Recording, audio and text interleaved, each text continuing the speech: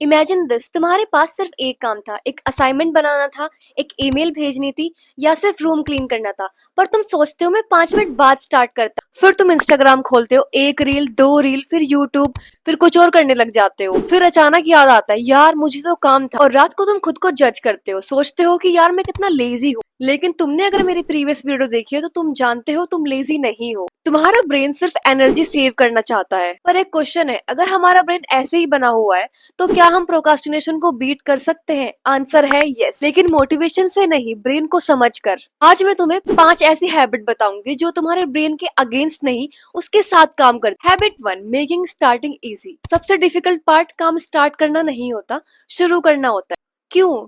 क्योंकि जब ब्रेन बड़ा टास्क देखता है उसको सिर्फ एफर्ट दिखते हैं, और ब्रेन एफर्ट से नेचुरली बचना चाहता है। इसलिए कभी मत बोलो कि मैं 3 घंटे पढ़ूंगा, इंस्टेड बोलो मैं आज 2 मिनट के लिए बुक खोलूंगा। इसको कहते हैं 2 मिनट रूल। जेम्स क्लियर ने एटॉमिक हैबिट्स में भी इस कॉन्सेप्ट को अच्छे से एक्सप्लेन करा है। ब्रेन को कमिटमेंट से डर लगता है, लेकिन 2 मिनट स्केरी नहीं लगता। और सबसे इंटरेस्टिंग बात तो ये है, most of the time 2 minute के बाद तुम कंटिन्यू कर देते हो, क्योंकि starting creates momentum. Real life example से समझते हैं। सपोज करो तुम्हें जिम जाना है, तो बस नेक्स्ट डे शूज पहन लो। लैपटॉप खोलना मुश्किल लग रहा है तो बस स्क्रीन ऑन कर लो। असाइनमेंट लिखना मुश्किल लग रहा है तो बस टाइटल लिख दो, बस इतना।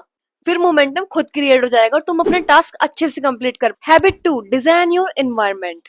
हम सोचते हैं डिसिप्लिन सक्सेस लाता है। रियलिटी, एनवायरनमेंट डिसिप्लिन से भी ज्यादा पावरफुल होता है। एग्जाम्पल, अगर चॉकलेट तुम्हारे सामने पड़ी हुई है और फ्रूट्स फ्रिज में रखे हुए हैं, तुम क्या चूज करोगे? ब्रेन सबसे इजी ऑप्शन चूज करेगा।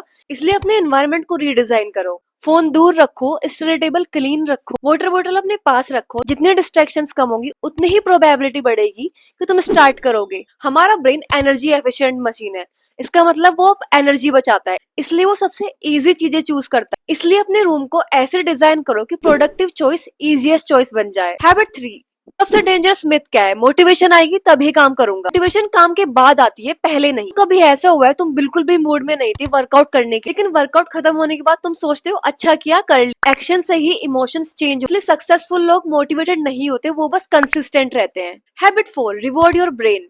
ब्रेन को रिवॉर्ड्स पसंद है एंड डोपामिन की वजह से ऐसा होता है, लेकिन लोग डोपामिन को गलत समझते। डोपामिन हैप्पीनेस केमिकल नहीं है, ये एंटिसिपेशन केमिकल। इसलिए अपने ब्रेन को रीजन दो काम करने का। एग्जाम्पल, कॉफी सिर्फ स्टडी के टाइम, फेवरेट प्लेलिस्ट सिर्फ वर्कआउट के टाइम, नेटफ्लिक्स सिर्फ टास्क खत्म होने के बाद। ब्रेन धीरे धीरे एसोसिएशन बनाने लगता है, इसलिए टास्क इजियर फील होने लगता है। Habit 5, stop being so hard on yourself. एक चीज प्रोक्रास्टिनेशन जो और बढ़ा देती है वो है गिल्ट।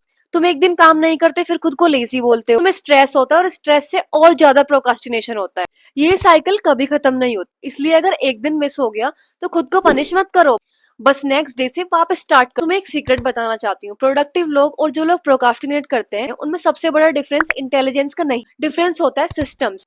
प्रोडक्टिव लोग अपने ब्रेन्स के अगेंस्ट नहीं लड़ते, वो अपनी लाइफ को इस तरह डिजाइन करते प्रोडक्टिव होना इजी हो जाए। और शायद यही रीजन है कि तुम्हें परफेक्ट बनने की कोई जरूरत नहीं, तुम्हें बस अपने ब्रेन को समझने की जरूरत है। आज से मोटिवेशन का वेट मत, बस 2 मिनट के लिए शुरू करो, क्योंकि सबसे छोटा स्टेप ही सबसे बड़े चेंज की स्टार्टिंग होती है। Remember, your brain is not your enemy, it's simply trying to protect your energy.